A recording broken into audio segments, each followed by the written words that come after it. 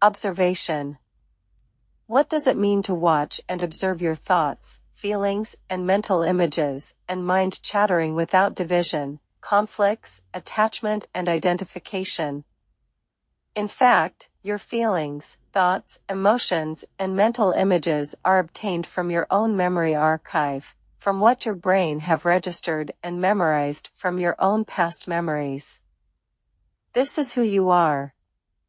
Any attempt to separate yourself from your memories will always result in divisions and conflicts. You can't escape or run away from yourself.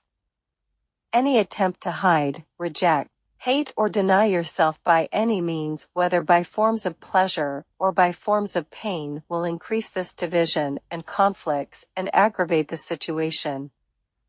So what can a person do when these thoughts, emotions, mental images, and chattering impose serious disturbance and put on obstacles towards personal goals and well-being? Does a person need to wage a war against his or her own self? Does a person need to surrender and continue living in hate, regrets, and remorse, or does it requires the person to be smart, intelligent, and wise? What will happen when a person learns to simply observe and watch his or her own programming and conditioning without division, conflicts, and distortions? Of course, this process requires the person to be mindful, aware, and fully conscious of his or her feelings and thoughts. To watch them as it arises, and as it starts to take forms and shapes.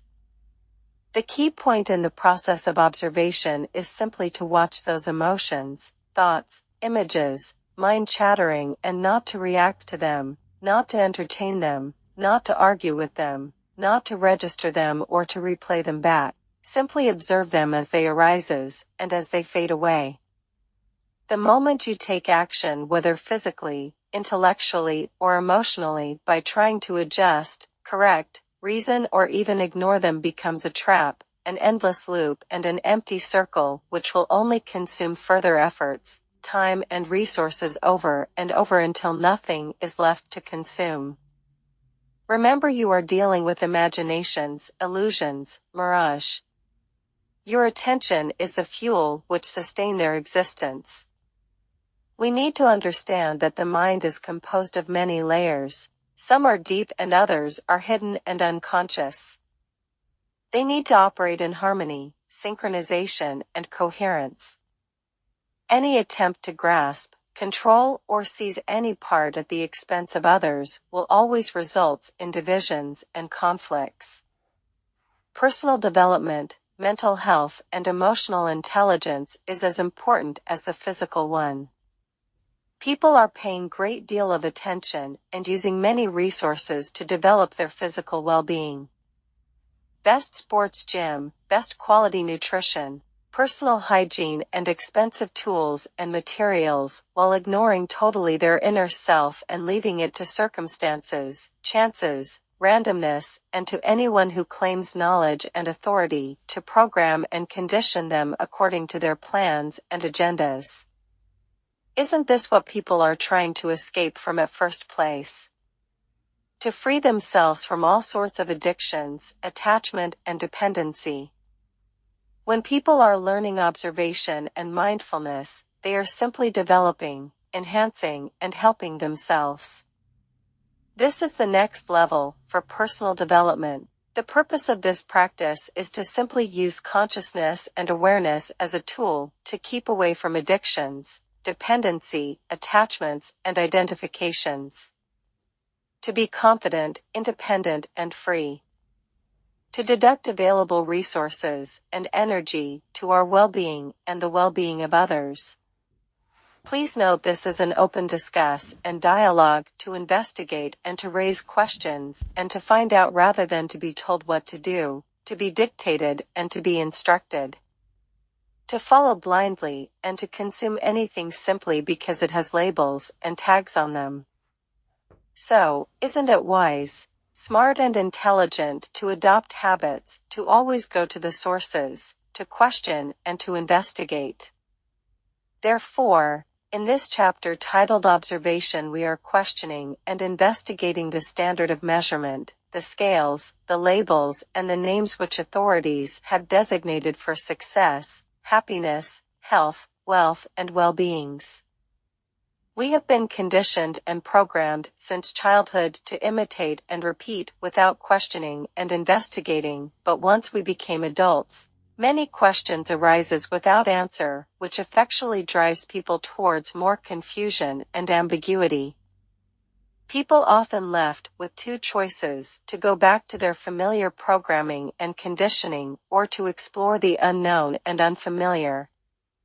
So let's summarize what we have discussed and put it to question and investigation.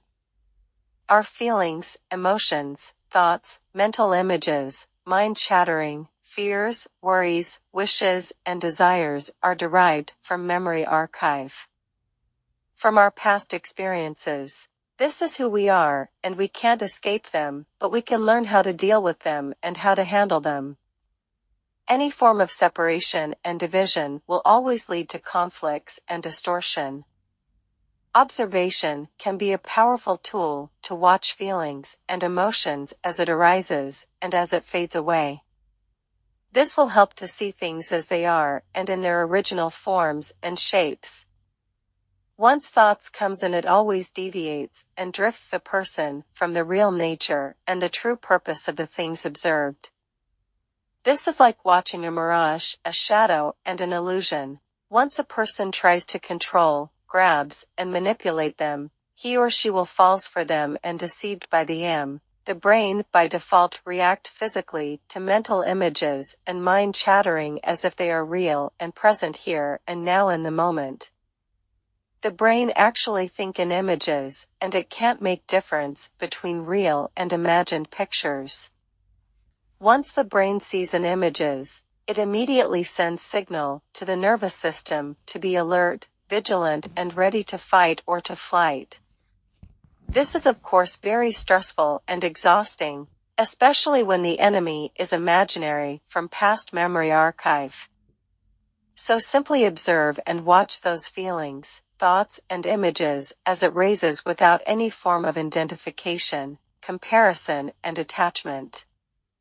Once you react and respond to them, the body will immediately start to experience changes like muscle contractions, increase in heart rate and body temperature, impulses in chest and abdominal area, heavy breathing, and disorientation.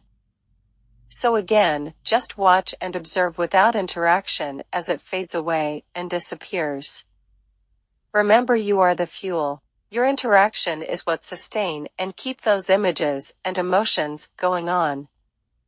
The more you react, the stronger it gets.